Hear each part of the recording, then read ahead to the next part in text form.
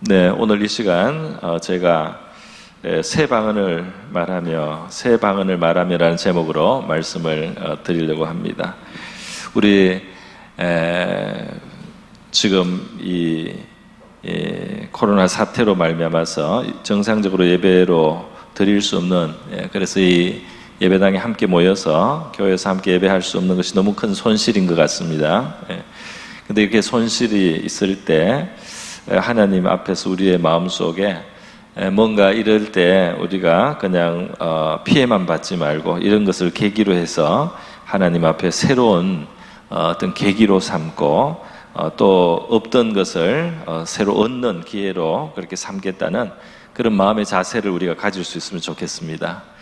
여러분이 느끼시겠지만 이 뒤에 휘장이 초록색의 연두색에서 지금 오늘 이렇게 청색으로 바뀌게 되었는데요.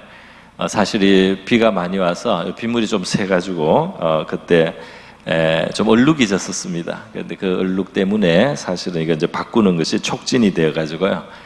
이렇게 청색으로 이제 바뀌게 되었습니다. 그래서 우리 지금 코로나 사태 우리에게 어떤 마이너스 되는 부분도 있지만 그것을 기회로 삼아서 이 어려움이 헛되지 아니하고 이 시간을 통해서 우리가 무엇인가 하나님으로부터 생산적이고 또 발전적인 그런 시간으로 이것을 삼을 수 있기를 바랍니다. 이런 어려운 시간이 우리가 죄를 정리하거나 회개하는 시간으로 삼을 수도 있고요. 또 여러 가지 시련과 시험이 우리의 믿음을 점검처럼 연단하는 그런 또 시간이 될 수가 있다면 결코 헛되지 않을 줄로 믿습니다. 사실 이 코로나 사태 이후로 우리는 사실 교회 문을 평상시에 더 열어놓게 됐습니다. 저녁에도 열어놔서 저녁에 기도하는 사람들이 우리 교회에 출입할 수 있도록 그렇게 해서 조금이라도 이 상황이 우리가 하나님께로부터 멀어지든지 성경적인 신앙으로 멀어지는 것이 아니라 이때 우리는 마음의 각오를 단단히 하고 더 성경적인 것으로 더 나아가고 더 신앙인의 온전한 모습을 찾아간다는 그런 자세를 가지고 이 시간을 우리 대할 수 있으면 좋겠다는 생각이 듭니다. 오늘 이 16장에서 부활하신 예수님이 십자가 이후에 제자들에게 나타나셔서 부활하신 예수님이 나타나셔서 마지막 권면을 해주시고 또 명령을 주시고 약속을 주시는 장면입니다. 그러니까 우리 예수 믿는 사람들의 아주 중요한 도리라 할까요? 그리고 가지고 있는 약속과 또 주님과 함께하는 그 길에 대해서 제자의 삶의 모습을 보여주고 있다고 하겠습니다. 그래서 이 본문 말씀 우리가 보면서 성경이 말하는 참신앙에 우리 한 걸음 더 나가자. 비록 예배당에 와서 예배를 드리는 일에는 큰 지금 차질이 있지만 이 신앙인의 모습을 우리가 더 부족한 부분을 온전하게 우리가 갖추어 가겠다는, 하나님께 얻겠다는 그런 자세로 오늘 예배를 드리고 또 기도하고 복된 주일을 보낼 수 있기를 바랍니다. 여러분, 우리 기독교 신앙의 중심에는 항상 예수님이 계십니다. 이 예수님은 하나님의 약속이고 예수님을 통해서 또 약속이 주어졌습니다. 우리 신앙은 예수님과 관련이 있는데요. 바로 예수님 중에서도 부활하신 예수님을 우리가 믿음으로 바라보고 부활하신 예수님을 향해서 우리가 기도하고 부르짖기도 하고 부활하신 예수님께 도움을 청하는, 부활하신 예수님과 연결되어 있는, 부활하신 예수님과 통하는 바로 여기 이제 우리 신앙이 있다고 하겠습니다. 그래서 이 부활하신 예수님과의 관계 속에 우리가 살아간다는 것이 우리 기독교 바로 신앙이고 구원받은 삶이라고 하겠습니다. 영원전부터 계셨던 하나님의 아들이 이 세계에 오셔서 아버지의 보내심을 받고 오셔서 사람의 몸을 가지고 오셔서 우리 사람의 죄를 대속하기 위해서 십자가에 달려 죽으심으로써 하나님과 우리 사이에 있는 가장 근본적인 문제, 가로막는 죄를 해결해 주셨다. 그리고 그분을 구주로 믿고 그를 보내신 하나님 아버지를 믿는 자는 하나님 앞에 의롭다 하심을 얻게 하신다는 것입니다. 그리고 예수님께 속하는 겁니다. 예수께 속하여 이 성천하신 예수님께서 하나님 보좌 우편으로 가셨지만은 그분은 여러 가지 방법으로 여러 가지 모습으로 이 땅에 있는 우리들과 함께 하시고 또 이 땅 위에 역사하신다고 오늘 성경 본문이 땅 위에 역사하시는 예수님을 표현을 하고 있습니다. 우리 예수님의 영 성령으로 역사하시고 그에 보내신 사자들 천사들이 활동하면서 이렇게 예수님과 우리 사이가 살아있는 관계로 그렇게 되는 것이 바로 우리 그 안에 구원이 있는 줄 믿습니다. 오늘 예수님께서 제자들과 하신 말씀 중에 믿음과 관련해서 몇 가지를 말씀을 하셨는데요. 오늘 본문을 보면은 먼저 14절에 제자들의 믿음 없는 것을 또 그래서 완악한 것을 꾸짖었다. 그 제자들의 믿음 없는 문제를 책망하신 예수님이 나옵니다. 그래서 믿음의 주제가 부활하신 예수님께 있어서는 중요한 사안이라는 것입니다. 믿음을 요구하시는 예수님. 그들은 예수님이 차마 죽음에서 부활할 거라고는 정말 믿기가 사실 어렵지 않습니까? 그럼에도 불구하고 예수님은 평소에 그들에게 이 부활에 대해서 이야기를 하셨다 이 말입니다. 그리고 하나님의 능력은 제약이 없다는 거죠. 그리고 또 먼저 부활하신 예수님을 만난 증인들을 그들에게 보냈다는 겁니다. 그래서 먼저 부활하신 예수님을 만난 자들이 그들에게 다른 제자들에게 와서 부활하신 예수님은 살아계시다고 이렇게 증언을 하고 증거를 했건만 그 말을 믿지 않는 것에 대해서 그래서 그 부분에 예수님이 지금 책망을 하신다는 것입니다.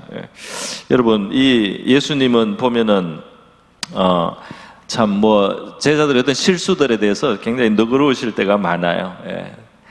믿음이 약할 때, 뭘 잘 챙기지 못했을 때 실수가 일어나고 또 어떤 두려운 마음으로 예수님을 부인하기까지 하는 이런 것도 나중에 용서를 받지만 그냥 예수님이 그 부끄러운 것을 오히려 감싸주시기도 했습니다만은 믿음이 없는 것에 대해서는 예수님이 종종 책망하시듯이 꾸짖듯이 말씀하시는 것도 있습니다. 그리고 또 예수님은 반대로 믿음으로 예수님 앞에 나오는 사람, 믿음으로 예수님 앞에 구하는 사람, 믿음으로 예수님께 접촉하는 사람들을 칭찬하신 일들이 많지 않습니까? 그래서 성경은 믿음으로 예수님을 접촉하라, 믿음으로 예수님께 나오라, 믿음으로 예수님께 구하라, 이것을 강조하시는 줄 믿습니다.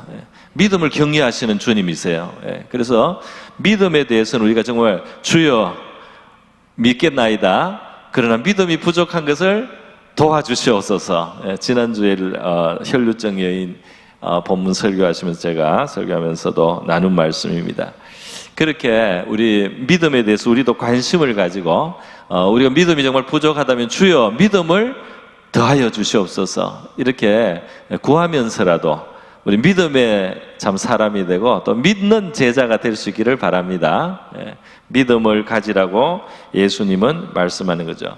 왜 믿지 못하느냐 하면 믿지 못하는 마음과 완악한 마음은 관계가 있습니다. 오늘 책망의 내용도 14절에 보면 믿음 없는 것과 마음이 완악한 것을 꾸짖으셨다 그랬어요. 이 완악하다는 것은 마음이 딱딱하고 굳어있고 고집스럽고 하나님을 향해서 열려있지 않다는, 하나님을 향해서 열려있는 부드러운 마음으로 하나님의 말씀을 받아들이는, 하나님의 말씀을 받아들이면서 내 생각을 거기에 맞추어가는, 내 생각을 내려놓고 하나님의 말씀이나 하나님이 보여주신 뜻이나 여기에 내가 맞춰드리고 그걸 받아들이지 않는 것, 내 고집대로 내 있던 그대로만 계속 남아있겠다고 하는 것이 마치 딱딱한 이 땅과 같이 완악한 마음이라고 하겠습니다. 거기는 씨앗이 잘 들어가지가 않는 겁니다. 하나님의 말씀이 우리 마음속에 들어와서 뿌리를 내리고 또 싹을 내고 또 자라고 열매를 맺기 위해서 우리의 마음이 부드럽고 좋은 옥토와 같은 마음이 되기를 바랍니다. 그래, 그 부드러운 마음에 하나님의 말씀을 내가 받아들이고 믿으면서, 그래서 믿음을 가지고 하나님의 약속들을 우리가 받아들일 때, 그걸 수용하고 내 믿음을 합할 때, 그럴 때 내 마음을 거기에 같이 엮을 때 말이죠, 연합할 때 우리 하나님은 기쁘게 그것을 통해서 역사해 주신다는 것입니다. 그래서 여러분 참 이 예수님의 부활을, 지금 부활하신 예수님에 대해서 믿지 않은 거거든요. 먼저 예수님이 부활하셨다는 이 소식을 먼저 경험하고 부활의 주님을 경험하고 전해준 사람들을 믿지 않은 것을 예수님 지금 꾸짖습니다. 그것을 보면 이 예수님의 부활의 소식을 믿지 않는 것에 한번 그거를 가지고 한번 우리가 생각을 해보자면, 이 예수님의 부활을 전해줘도 믿지 않는다는 것에 어떤 의미가 있는가? 또 달리 바꾸어 말하면 부활을 믿기를 기대하시는 예수님, 부활하신 주님을 믿기를 기대하신 그 예수님의 우리에게 바라는 믿음은 어떤 것인가? 그것을 한번 생각해 보겠습니다. 제자들이 믿지 못하는 것은 뭐였어요? 죽은 자가 어떻게 살아나느냐 하는 것이었습니다. 그렇죠? 죽었다, 십자가에 달린 걸 우리가 안다 말이죠. 처참하게 피 흘려서 죽었다. 죽었는데 어떻게 살아나느냐? 이들은 이제 죽으면 못 산다는 그 생각을 가지고 있는 거죠. 다시 말해서 그들은 죽으면은 못 살린다는 겁니다. 그렇게 생각하고 있어요. 그런데 예수님은 자기가 인자가 죽고 3일 만에 부활할 그 사실 말씀해 오셨습니다. 아브라함이 이삭을 바칠 때도 하나님이 이 아들을 통해서 내 후손을 하늘의 별처럼 만들어 주실 것이기 때문에 이 아들이 죽어도 살게 해서 하나님이 살게 해서 그래서 그 약속을 이루실 것이라는 그런 믿음을 아브라함이 가졌다라고 성경은 말씀하고 있죠. 그러니까 이 믿음은 뭐냐 하면 하나님의 능력에 대해서 제약을 두지 않는 것입니다. 하나님의 능력이 제약이 없다는 거, 하나님의 능력은 가능하다는 거, 하나님의 능력에 능치 못하심이 없다는 사실을 믿으라는 거죠. 그걸 받아들이라는 겁니다. 거기에 믿음이 있는 겁니다. 그래서 지금 예수님의 부활 사건이라고 해서 제일 사실 기대하기 어려운 일 아닙니까? 사람의 죽음 이후에 대부분 살지 못하잖아요. 그러나 죽어도 하나님이 살리기로 하시기면, 하나님이 살리려고만 하시면 살릴 수 있다는, 그것은 최소한 믿고 있어야 된다 이 말이죠. 그래서 그 미리 말씀하신 예수님의 부활을 그 하나님의 능력에 대해서 제약을 두니까 그들은 받아들일 수 없었다 말이죠. 그래서 우리 예수님이 바라는, 저와 여러분에게 바라는 믿음은 하나님의 능력에 제한이 없다는 사실을 받아들이는 것인 줄 믿습니다. 하나님의 능력에는 제한이 없다. 그래서 죽은 것을 살릴 수도 있다. 죄가 됐는데 살아날 수도 있다 하는 이 하나님의 능력에 대한 제약 없으신 능력에 대한 믿음을 우리 가질 수 있기를 바랍니다. 자, 그 다음 이 하나님의 능력이기 때문에 이 부활에 대한 이 신앙은 하나님 능력 제한 없다는, 그래서 가장 절망이 이 죽음으로서 끝이 났다고 생각했던 바로 예수님 자신에 대한 것이기도 합니다. 뭐냐면 그들을 인도하고 그들을 도와주고 가르치고 이끌고 영생으로 인도할 영혼의 목자이신 그들의 구원자가 죽었다고 생각을 했습니다. 그 구원자 구세주가 죽어서 지금 아무것도 못한다는 죽음 무덤 속에 들어가 있다라고 그들은 생각하고요. 시체가 없어졌다 이렇게 생각을 하지 살아났다고 생각을 하지 않습니다. 예수님이 바라는 믿음은 뭡니까? 그들을 사랑하고 그들을 돌보시고 그들을 위로하시고 또 그들을 위해서 미리 생각하시고 그들을 도와주시는 구원자이신 구세주가 지금 살아계신다는 그것을 믿어야 된다는 거잖아요. 그들은 우리는 예수가 죽었다는 걸 들었어, 보았어. 예수는 이제 죽은 분이야 이렇게 생각을 하고 있습니다. 그런데 예수님은 부활하신 예수님의 소식을 듣지 않는 것은 지금 살아계신 구세주를 믿지 않는 겁니다. 그러므로 이 예수님이 바라는 믿음은 뭐냐면 우리의 구원자가 살아계시다는 이 사실에 대해서 우리가 믿기를 원하시는 겁니다. 우리 구원자가 살아계시다. 지금 구원자는 살아계셔서 행하실 수 있다. 이것을 그 구원을 베푸실 수 있다는 이 사실에 대해서 저와 여러분의 마음이 항상 열려 있기를 바랍니다. 항상 열려 있기를 바라요. 우리의 구원자는 살아계시다. 맞죠? 종교개혁자 마틴 루터가 종교개혁을 하다 보니까 얼마나 어려운 일이 많겠어요. 왜냐하면 그 당시 가톨릭 교회가 인본주의로 빠져서 진짜 참신앙을 오히려 박해를 하는 겁니다.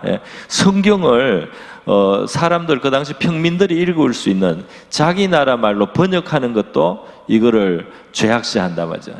루터는 숨어서 독일어로, 그 당시 라틴어 성경을 독일어로, 그 당시 평민들은 겨우 읽으면 독일어를 읽고 말하는데 라틴어 알아듣지도 못하는 말로 미사를, 예배를 집전합니다. 무슨 전통을 지키노라 하면서요.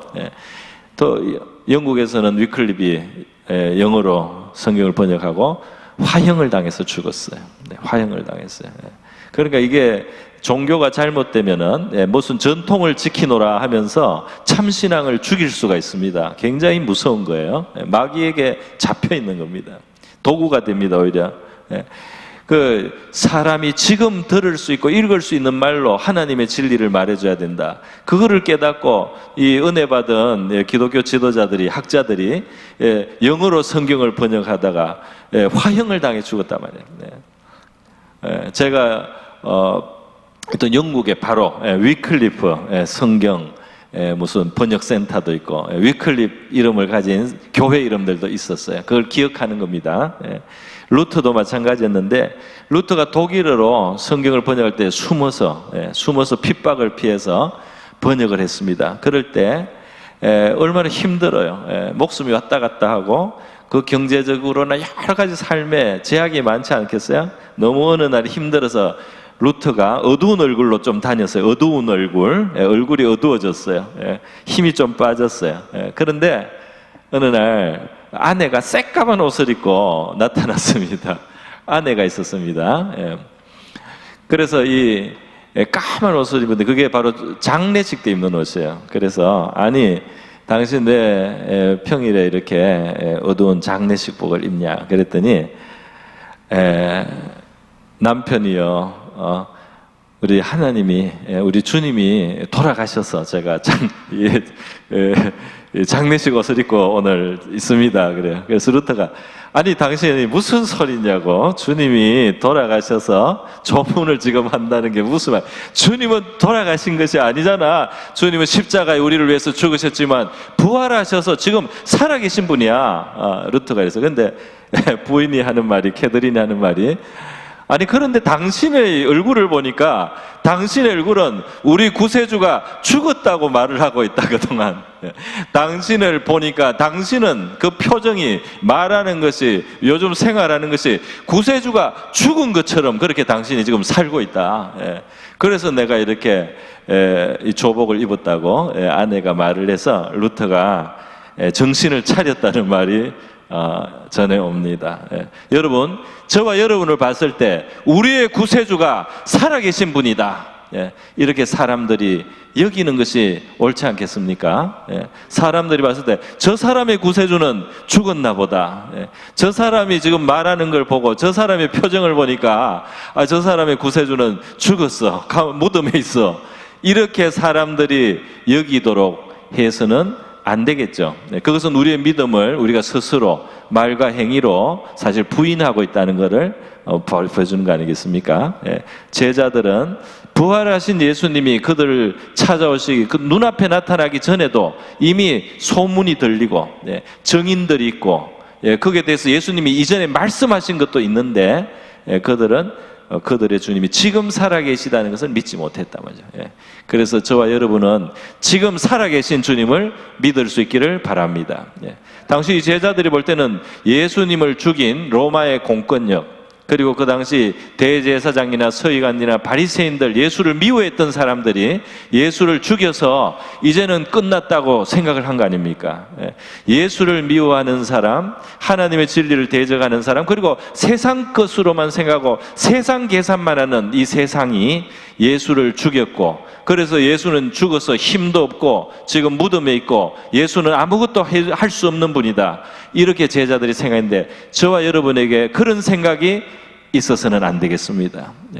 아무리 비록 지금도 이 로마 총독이 그 당시에 로마 총독이 여전히 빌라도가 득세해 있고 여전히 대제사장들이 성전에서 힘을 가지고 있지만 그렇지만은 그러나 우리 주님은 살아나셨다.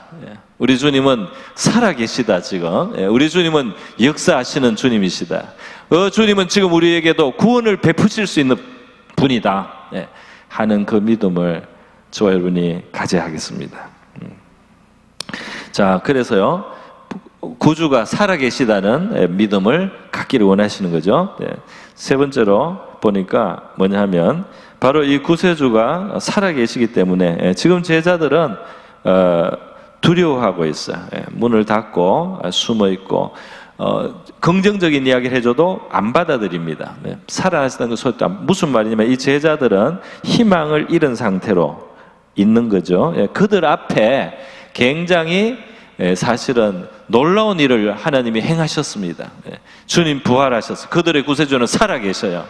놀라운 일들이 그들을 위해서 행하여졌고 그들의 앞에도 놀라운 일들이 사실은 하나님의 뜻 안에 있습니다. 그렇지 않습니까? 그들에게 구원이 있고 영생이 있고 그들이 하나님의 뜻을 행하게 되고 그들을 하나님의 성령이 돕고 그들이 주님의 뜻을 따라 앞으로 살아갈 때 주님의 역사가 그들의 삶 속에 더 이루어지도록 되어 있습니다. 그들을 통해서 세상이 구원받는 역사도 일어날 겁니다. 그들을 위해 엄청나게 놀라운 사명이 있습니다. 할렐루야. 그들은 지도자를 잃은 길 잃은 양이 아니에요. 그들은 살아계신 주님으로 말미암아 그 주님과 더불어서 이 세상에 구원을 증거하고 전파하고 사람들이 영생을 얻게 하는 축복의 통로가 되고 온 세상에 축복의 샘과 근원이 될 그런 일들을 그들이 사명을 가지고 지금 있는 것입니다. 그들에게 앞으로 성령이 임하실 것이고 놀라운 하나님의 은사와 은혜와 능력들이 나타나게 될 것입니다.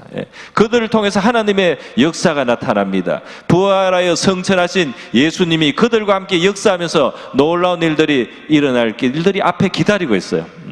예수의 십자가와 죽음 이후에 무덤에 들어간 이후에 제자들이 실망했지만 이들이 이후에 사도행전에 하나님의 역사, 성령의 역사가 앞으로 펼쳐지기 바로 전이라는 사실을 이들은 생각하지 않고 있습니다.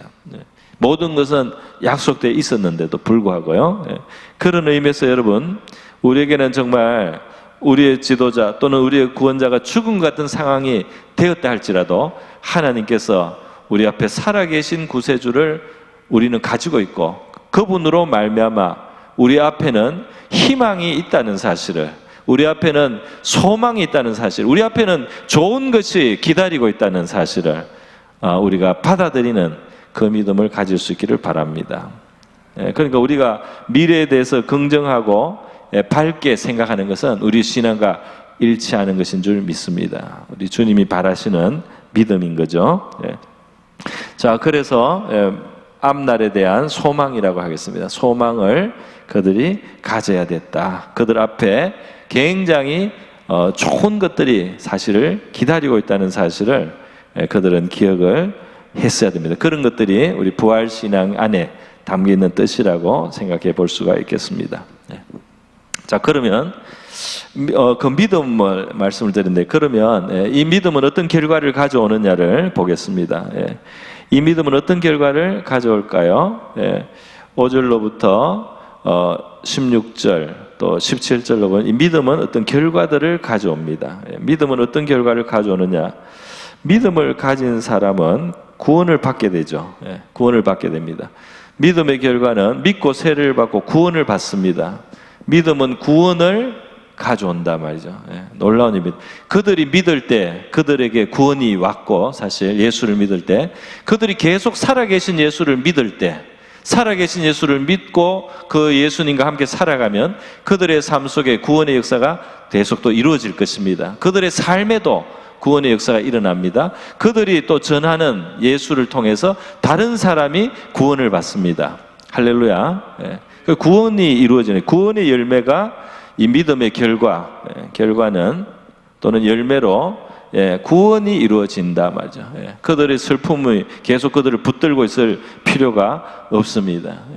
그들은 소망을 가질 수 있고 보람 있는 미래를 가질 거. 그들은 정말 하나님 앞에서 정말 뜻있는 삶을 앞으로 살아가게 되는 것입니다. 자, 그래서 구원을 얻게 합니다. 믿는 자들, 믿고 세례를 받는 자는 구원을 얻을 것이고 믿지 않는 자는 정죄를 받으리라. 그러니까 이게 지금 예수 없이 살아가는, 죄 가운데 살아가는 인류에게는 이미 정죄가 있어요. 이미 죄 가운데 살아가고 있기 때문에 죄 가운데 이미 있고 심판을 향해서 가고 있지만 그 구원의 길을 예수 안에서 하나님이 담아 놓으셨기 때문에 이 예수 믿는 소식을, 이 살아계신 우리 구세주를 믿고 증거하는 사람을 통해서 이 정죄에서 벗어나서 구원으로 들어오게 됩니다.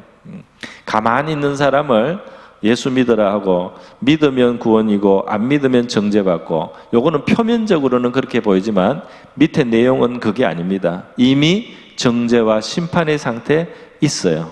그런데 이 구원을 주는 예수의 복음이 증거되어서, 우리를 통해서 증거되어서 그들이 정죄를 벗어나고 심판의 길에서 벗어나서 구원을 받습니다. 얼마나 좋은 일입니까? 그죠? 그래서 이것이 바로 사명이, 이 믿는 자가 증거하게 되는 거예요. 믿는 자가 전파하는 겁니다. 믿는 자가 이 예수를 전하게 돼요. 믿을 때 우리 세례 받지 않습니까? 믿고 세례를 받는 사람 그랬어요. 세례 받을 때 그 세례가 바로 예수를 나는 믿노라 온 세상에 내놓는 겁니다. 나는 예수와 함께 죽고 예수와 함께 사는, 예수 믿는 사람이요 예수께 속한다는 그 표시로 세례를 받는 거예요. 그래서 이 믿는 것과 전파하는 것은 같이 나갑니다. 우리가 어떤 사실을 믿고 그 내용이 정말 좋으면은 입이 간지러워지죠. 입이 간지러워져요. 어디 가서 마트에 갔는데 물건이 너무 좋은 게 너무 싸게 나왔어요. 그래서 살 수 있는 만큼 많이 사가지고 집에 갖다 놨는데 그걸 가만히 있을 수가 없어요. 어떻게 됩니까? 여러분이 만나는 사람에게 아유 마트에 갔는데 너무 좋은 게 너무 싸게 있더라. 그래서 말하고 싶어요. 어떤 사람은 전화를 합니다. 수고스럽게 전화를 해서 사람들한테 알려주죠. 아 이렇게 좋은 게 있어. 나 아직 모르지. 이렇게 좋은 게 있어 하고 알려줍니다. 그래서 우리가 믿고 구원을 받고 구원 안에 있는 하나님의 은혜와 선물을 맛보고 우리 미래에 대한 소망까지 우리가 정말 믿을 때 우리는 좋은 것을 가진 사람이라서 그것을 전하게 되는 줄 믿습니다. 요한복음에서 보니까 수가성 여인이 부끄러운 삶을 살았지만은 예수님을 만났더니 죄인인 자기를 용납해 주세요. 할렐루야. 죄인인 자기와 예수님이 오랫동안 이야기를 하시면서 너에게도 이 삶에 목말라 살아온 너의 인생, 그것도 죄로 얼룩진 너의 인생, 또 부끄러운 그런 삶이지만 내가 너에게 생수에 샘이 나게 하겠다. 너에게도 구원을 주겠다. 하나님이 너를 위해서 보낸 그리스도인 나는 죄인을 구원하는 자다. 그것을 그 여자에게 알게 하고 깨닫게 했습니다. 그 여자가 그것을 믿었을 때 그 여자는 너무 기뻐서 동네에 들어가서 자기가 평소에 부끄러워서 피했던 사람들을 찾아가서 구세주를 만났다. 구세주 너무 좋더라. 이렇게 증거하게 되었던 것입니다. 그래서 여러분 우리가 믿고 주님의 구원을 기뻐하고 감사하고 즐거워하면서 우리 주님을 증거하는 저와 여러분 될 수 있기를 바랍니다. 그 열매가 그렇게 맺어지는 것이 맞는 것이죠. 세 번째로 결과가 뭐냐면 오늘 본문에 나오고 있습니다. 17절에 믿는 자들에게는 이런 표적이 따른다. 표적은 기적이라고도 할 수 있겠어요. 기적이지인데 이 기적은 무조건 희한한 일이 일어나는 그런 기적이보다 정말 우리 하나님이 살아계시고 예수가 구원자라는 것을 나타내주는 그런 기적이라고 할 수가 있겠습니다. 그런 표적이 믿는 자들에게 따른다. 할렐루야. 그래서 저와 여러분에게는 우리 하나님이 정말 살아계시고 좋은 분이시라는 것을 이 세상에 드러낼 수 있는 하나님의 기적이 이루어지기를 우리가 소망할 수 있는 줄 믿습니다. 그런 걸 우리가 바랄 수가 있다 이 말이에요. 자, 그러면 오늘 이제 표적의 내용을 살펴보겠습니다. 표적의 내용은 무엇인가? 표적의 내용을 살펴보니까요, 첫 번째로 이 여러 가지가 있는데 제가 좀 분류를 해봤습니다.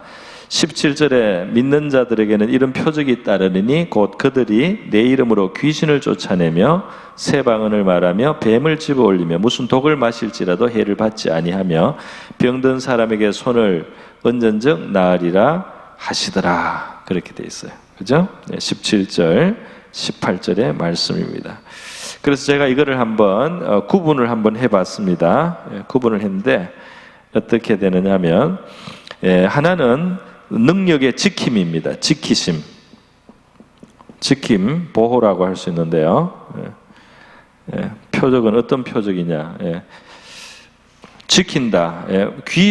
귀신을 쫓아내고 새 방언을 말하고 뱀을 집어 올리며 무슨 독을 마실지라도 해를 받지 않는다고 했죠. 그리고 이게 뱀을 집어 올리며 독을 마실지라도 해를 받지 않는다. 해를 받지 않는다. 거기서 보호한다. 실제로 이 뱀 또는 독, 이거는 이제 문자적인 뜻도 있겠지만 이제 내용적으로 조금 의미적으로도 그 뜻이 있습니다. 그죠? 사탄의 세력, 뱀이라고 할 수 있죠. 사탄이 우리에게 주는 우리 삶을 파괴하고 마비기 시키는 악한 것들로부터 우리를 지켜주신다. 그렇게 할 수 있어요. 또 뭐 구체적으로는 진짜 이 뱀의 독에서부터 그 지킴을 받는 사도 바울의 사건이 사도행전에는 기록이 되어 있습니다. 이 사도행전 난파된 배에서 우리 사도 바울이 구조가 되고 섬에 올라갔을 때 그 섬에 사람들이 이 모닥불을 피웠는데 사도 바울이 이 덤불 같은 거를 그 모닥불에 넣으려고 이렇게 하다가 그 뜨거우니까 그 덤불에서 이 뱀이 나와가지고 그 섬에 사는 토종 독사가 이 바울의 손을 물고 매달렸다 그랬습니다. 그런데 이 사도 바울이 손을 틀어서 뱀을 불에 다시 떨어뜨려 넣어서 뱀을 태워 죽였어요. 그런데 이제 그 섬에 있던 사람들, 그 뱀을 잘 알던 원주민들이 그 자리에서 그걸 보고 이 사람이 얼마나 죄를 지었으면 난파되는 배에서 겨우 구원을 받아서 이 육지에 올라와서 독사에게 물려 죽는가? 저 뱀에 물리면 다 죽는다 하고 이제 죽기를 기다리고 있습니다. 근데 사도 바울은 모닥불 쬐고 거기서 할 일하고 이렇게 있는데 시간이 지나도 안 죽어요. 그러니까 이게 특별한 하나님의 보호를 진짜 받았습니다. 뱀의 독에서부터. 그리고 그 뱀을 불에 태워서 죽였지 않습니까? 그 사람들이 오히려 이제 저 사람은 신인가 보다. 저 사람은 놀라운 사람이다 하고 이제 나중에 사도 바울을 통해서 복음을 듣게 되는 계기가 되었습니다. 그건 어떤 하나의 해프닝이고 하나의 진짜 이 꾸불꾸불한 기어다니는 뱀의 사건이지만 그 사건이 성경에 기록될 때는 그 상징성이 함께 중요하게 간주가 된 겁니다. 중요하게 해서 그죠? 그래서 우리가 하나님의 뜻 안에서 살아갈 때 말이죠. 마귀가 우리를 공격할 수가 있고 악한 세력이 어둠의 영이 우리를 공격할 수 있고 세력이 공격할 수 있지만 그것의 해를 이겨낼 수 있는 그런 힘과 우리 면역성을 우리 하나님이 주시고 능력을 주셔서 내적인 힘을 주셔서 그 해를 입지 않도록 우리를 강하게 만들어 주시는 하나님의 능력이 함께 할 것이라는 그런 그 예표를 그 사건 속에 두신 줄로 믿습니다. 그래서 믿고 사도 바울이 배가 난파되는 것이 믿고 그 좋은 주님의 복음을 전하다가 이 사람이 세상 앞에서는 죄수가 되었어요. 그리고 로마 황제에게 가서 재판을 받아야 되는 그런 억울한 사정이 있지만은 그러나 믿고 사도 바울은 정말 믿고 믿음대로 살아갔습니다. 믿음대로 살다 보니까 시련도 당했지만 분명히 하나님이 지켜주시고 해에서 보호해 주시고 뱀의 독에서 보호해 주시는 주님의 능력이 바울의 삶에 역사한 줄로 믿습니다. 그래도 우리도 정말 믿고 살아갈 때 우리 주님의 능력이 우리 삶 속에 역사할 줄 믿습니다. 하나님의 일을 어떻게 합니까? 요한복음 6장 29절에 보면요. 요한복음 6장 29절, 아마 PPT도 있을 것 같은데요. 있으면 한번 보여주시고요. 그 당시 사람들이 예수님께 나와서 하나님의 일을 어떻게 해야 합니까? 하나님의 일은 무엇입니까? 이렇게 물었어요. 그랬더니 예수님이 대답하신 것입니다. 제가 예수님께서 이르시되 이렇게 하면 여러분이 그 다음을 읽어주시기 바랍니다. 예수께서 대답하여 이르시되 하나님께서 보내신 이를 믿는 것이 하나님의 일이니라 그랬어요. 그리고 진짜 믿으면, 우리가 진짜 믿고 믿음을 따라 살아갈 때 우리 하나님의 역사가 이루어질 줄 믿습니다. 우리가 진짜 예수를 믿고 예수님이 하나님의 보내신 자인 것을 믿으면 그분께 소망을 두지 않겠습니까? 그분께 소망을 두고 그분의 뜻을 존중하고 그분의 뜻을 우리가 듣고 그리고 또 순종도 하면서 또 문제가 있을 때마다 주님께 가지고 나가겠죠. 하나님이 보내신 우리의 구세주를 우리가 적극적으로 찾을 것입니다. 그럴 때 그 하나님의 일이 파생적으로 일어날 줄로 믿습니다. 문제가 생겼을 때도 예수님 앞으로 가지고 가고 우리의 미래에 대해서도 예수님 앞으로 가지고 하나님의 보내신 자에게 우리가 가지고 나가서 모든 일이 거기서 열쇠가 열리고 거기서 문이 열리고 거기에서 키가 작동을 해서 우리의 삶에 정말 열쇠가 되시는 예수님을 저와 여러분이 진짜로 믿고 살아갈 때 역사가 일어날 줄 믿습니다. 하나님의 일이 이루어진다는 거죠. 자, 그 다음에 지킴을 받고 또 뭐가 있느냐면 건전해지고 건강해진다는 겁니다. 건전해지고 건강해진다. 이게 먼저 나갈 수도 있겠네요. 건전하고 건강해진다는 것은 어디에서 표현되어 있느냐 하면 바로 내 이름으로 귀신을 쫓아낸다는 거. 귀신이 들어와 있으면 이게 귀신의 영향을 받으면 얼마나 사람이 억압을 받고 귀신에게 안 좋은 그런 영향을 받겠어요. 그죠? 귀신이 뭐 사람을 잘 되게 해줍니까?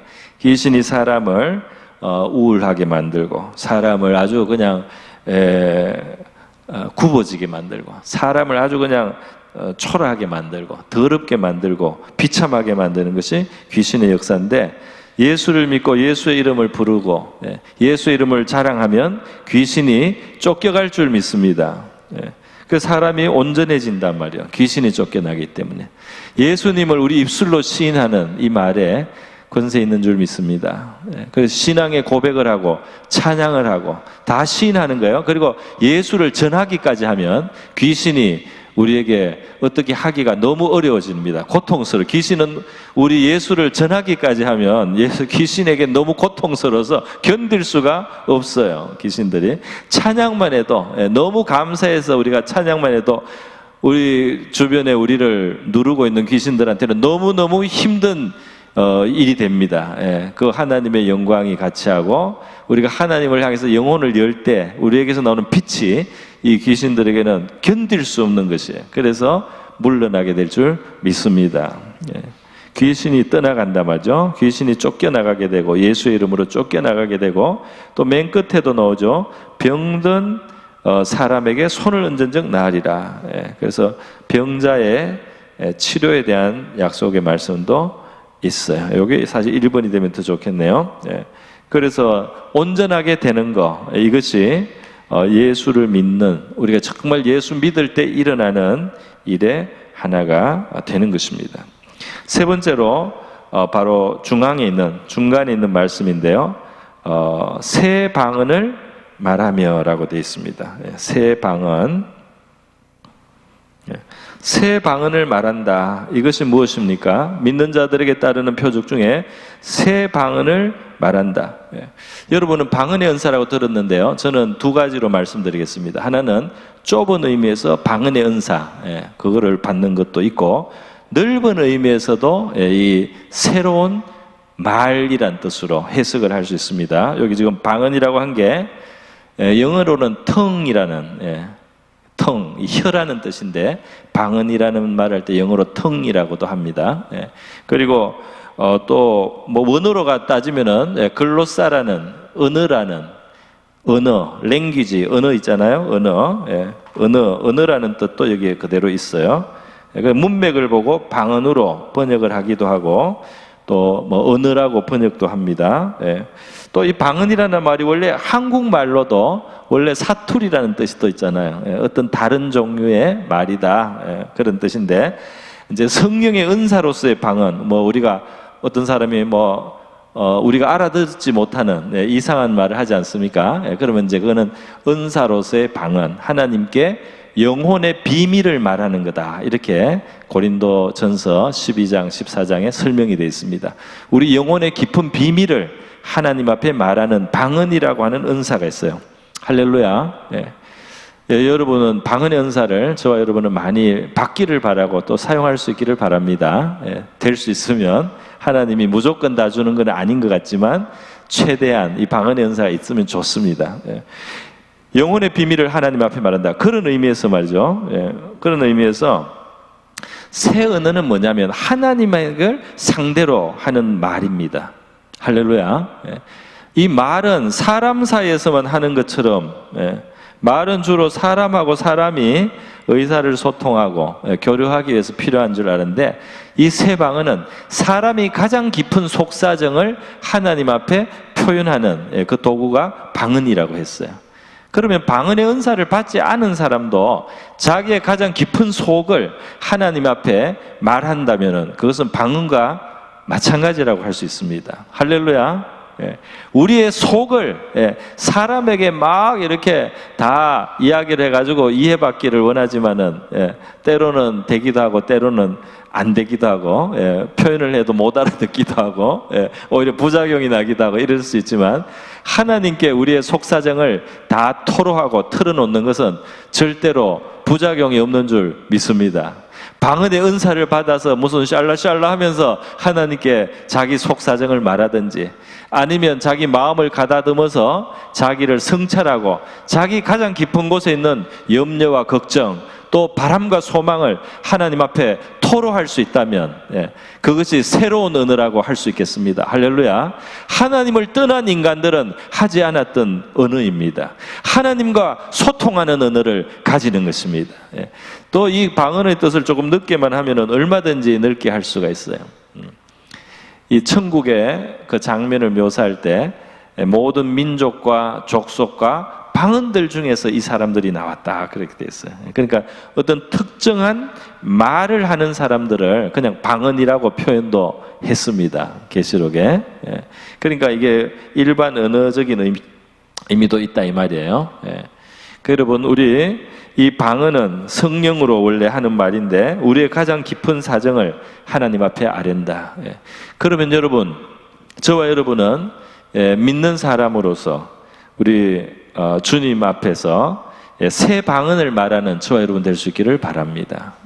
하나님 앞에 우리의 마음을 토로하고 열어놓고 쏟아놓는 겁니다. 그래서 방언의 은사를 받아서 하든지 방언의 은사는 혹시 못 받았었더라도 하나님의 자기의 깊은 사정을 아래서 새 말로 그거는 바로 하나님을 아버지라고 부르는 하나님 백성의 말로 하나님 앞에 호소하는 저와 여러분 될 수 있기를 바랍니다.